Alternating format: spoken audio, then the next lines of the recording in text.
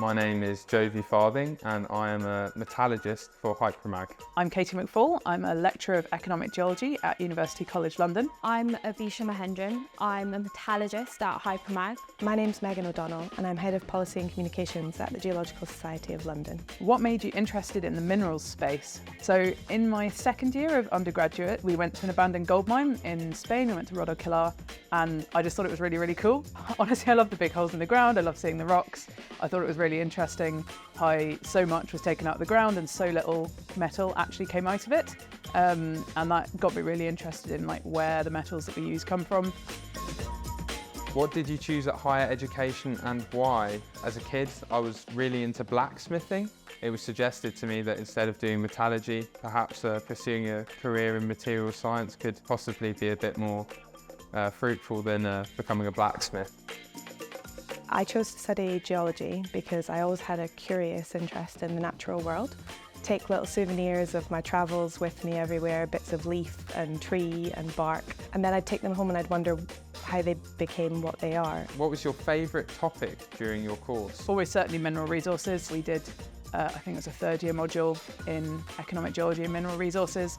And yeah, I just found mining and everything around it absolutely fascinating. All of the kind of hot topics and difficult questions and the environmental issues. What really got me gripped was doing the practical work on my final year project because there was a lot of practical skills involved.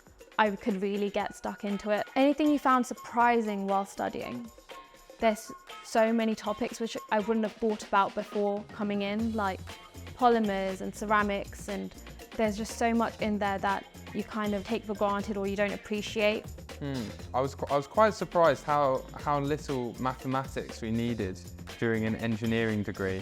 We had an introductory mathematics course that mainly covered some calculus and matrices, but we didn't really end up needing much of that at all. What were your next steps after graduating? So I took a job with the GeoBus, which is an education project that travels around schools in Scotland and does workshops with schools where there isn't a lot of geology kind of training or provision. And through that I discovered a real passion for public engagement. I fell upon the Geoenergy Research Group at Edinburgh, who were doing a lot of research into the sort of societally relevant energy geoscience, stuff that I really found my niche in. I did an internship between my third and fourth year with Anglo American on their STEP programme doing exploration in northern Canada, which I absolutely loved.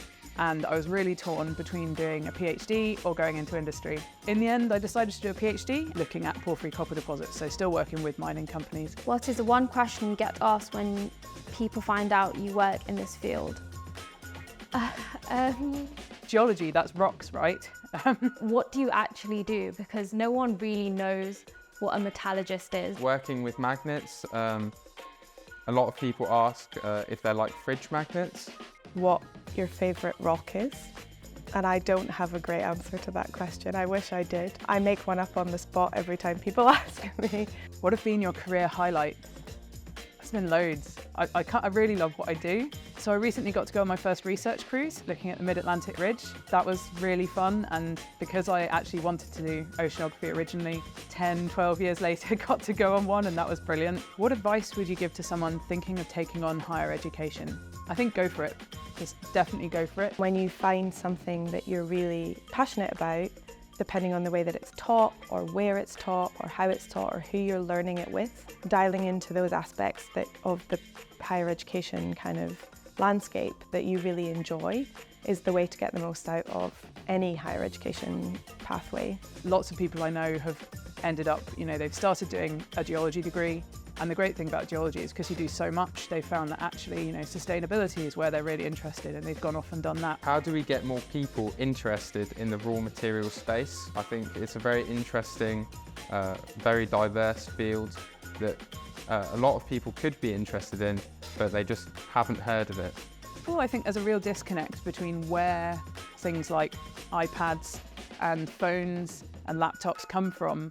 Talking to people as early as possible, but also not just school children, I think generally more the general public. That's the last question on that. I think that's it. Great.